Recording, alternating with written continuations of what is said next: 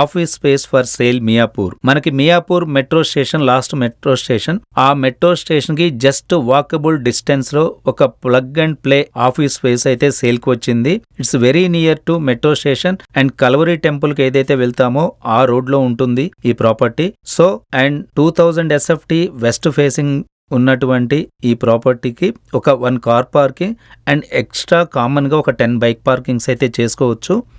ఈ ప్రాపర్టీకి సంబంధించిన మ్యాక్సిమం బుల్లెట్ పాయింట్స్ అన్నీ కూడా నేను వీడియో స్క్రీన్ పైన టెక్స్ట్ చేయడం జరిగింది.